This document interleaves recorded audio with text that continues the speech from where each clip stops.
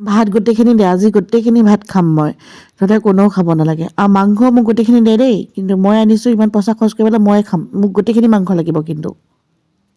সেই এনেই ধেমালিহে কৰিছোঁ, ইমানখিনি ভাত খাব পাৰোঁ জানো?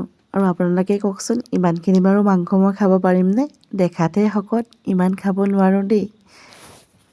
মোৰ দৰে বাৰু ব্ৰইলাৰ মাংস খাই কোনে কোনে ভাল পায়? যোনসকলে ভাল পায় তেওঁলোকে আজিৰ পৰা সাৱধান হওক। ডাইৰেক্ট বজাৰৰ পৰা কিনি আনি কেৰাহীত দি নিদিব। প্ৰথমতে ভালদৰে ধুই মেলি গৰম পানীত উতলাব। উতলাই পেলাই চাবচোন ইয়াত কিমান বিশুদ্ধ পানী ওলায়। সেইখিনিকে আমি নেখাওঁনে বাৰু? আৰু ব্ৰইলাৰ মাংসৰে আমাৰ স্বাস্থ্যটো কিমান অনিষ্ট কৰে তাত আৰু বেলেগকৈ বুজাবলগীয়া একো কথা নাই। তথাপিতো আমি খাই ভাল পাওঁ, লোভনীয় বস্তুৰ কাৰণে খাই ভাল পাওঁ। এয়া দেখিছেনে?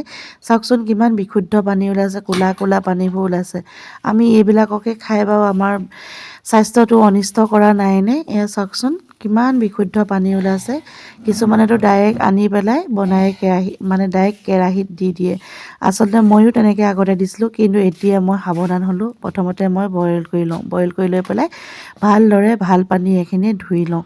এয়া চাওকচোন মই প্ৰথমতে মাংসখিনি কাঢ়ি লৈছোঁ, কাঢ়ি লৈ পেলাই ভালদৰে এতিয়া ধুই ল'ম। আপোনালোকেও কিন্তু আজিৰ পৰা সাৱধান হ'ব। দেখিছেনে মাংসখিনি ভালদৰে কাঢ়ি ল'লোঁ, কাঢ়ি লৈ পেলাই এতিয়া মই ঠাণ্ডা পানী এখিনিয়ে ভালদৰে ধুই ল'ম। এয়া দেখিছেনে ভালদৰে ধুই ল'লোঁ। এই মাংসখিনি দেখিছে এতিয়া অকণো লেতেৰা নাই। আৰু মাংস বনোৱানো কি দেখাম, আগতে দেখাইছোঁ কেইবাটা ভিডিঅ', তাকে অলপমান মাংসখিনি ভাজি ল'ম। এতিয়া মছলা পাতিটো দিয়া হৈ গ'ল, তাকে আধা পৰা অলপমান দেখাই দিছোঁ। সদায় সদায়নো মাংস বনোৱাকৈ কি দেখাম ন।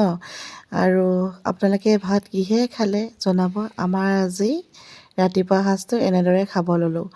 আৰু বহুত বহুত ধন্যবাদ জনাইছোঁ আপোনালোকক ভিডিঅ'টো সম্পূৰ্ণভাৱে চাই থকাৰ কাৰণে।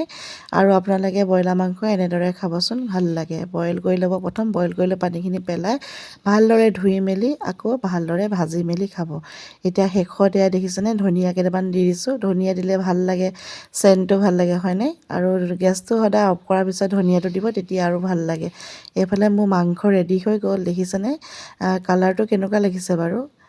এয়া দেখিছেনে হৈ গ'ল মাংস ৰেডি। আৰু আনফালে ভাত হৈ গ'ল, আৰু এইফালে পাপৰ কেইখনমান ফ্ৰাই কৰি লৈছোঁ। পাপৰ হ'লে ভাল লাগে হয় নাই খাই? আৰু এখন এখনকৈ আটাইকেইখন পাপৰ মই ফ্ৰাই কৰি ল'ম।